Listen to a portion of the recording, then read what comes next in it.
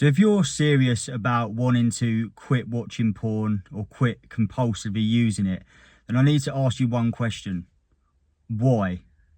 Like, your why has got to be strong. So for me, it was, I just hate being a slave to any addiction. I like to be in control of myself. And I realised that I wasn't in control anymore. It would be, multiple times in a day. I would get up in the morning with the intention of going for a jog or making content or doing something productive. And I'd find myself just thinking, oh, I'm just going to go on porn quick. And then it would just zap all my motivation. And I'd find myself just trapped in this loop where I would have plans for the day or I would have goals that I'd set myself. And once I'd gone on porn and done the business, I just didn't have any energy left.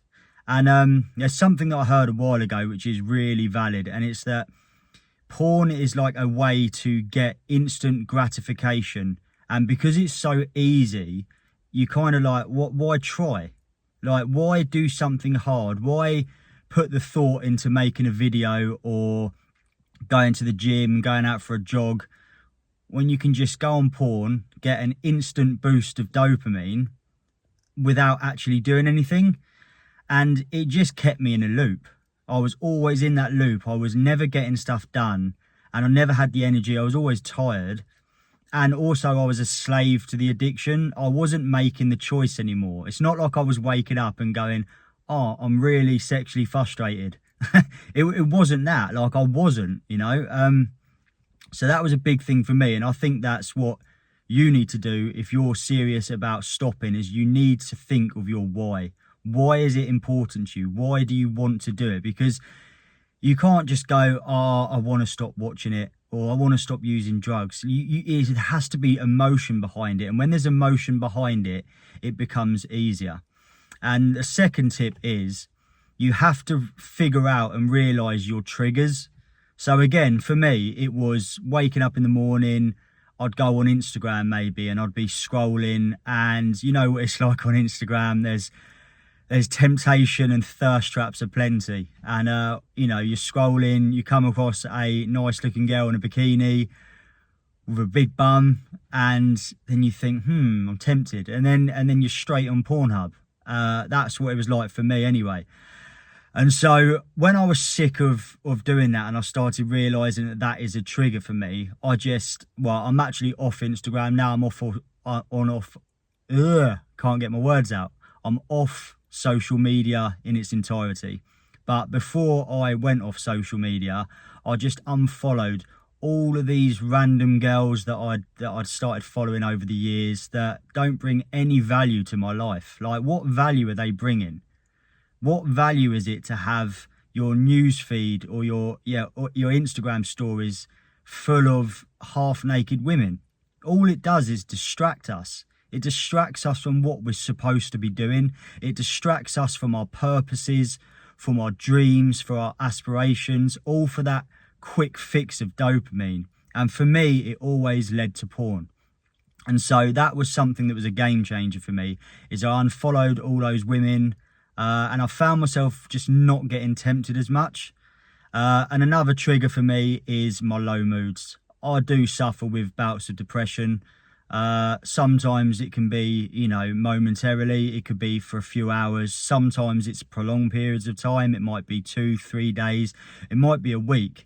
And as I mentioned in one of my previous videos, that it just goes hand in hand.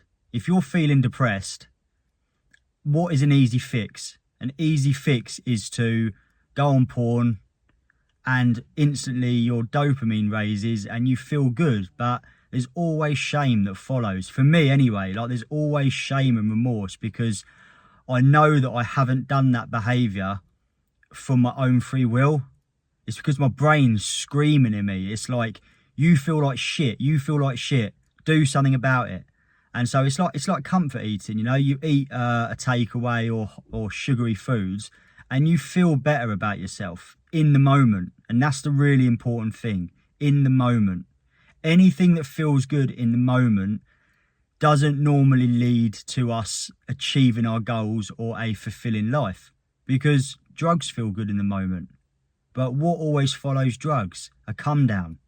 And it's the same with porn. And that's what it was like for me. So if you're on this journey, if you're wanting to better yourself, if you've got dreams and goals that you've set yourself and you're not achieving them and you're not putting in the work, I guarantee you that if you abstain from porn for a week or even a month, you will notice that your energy levels will go through the roof.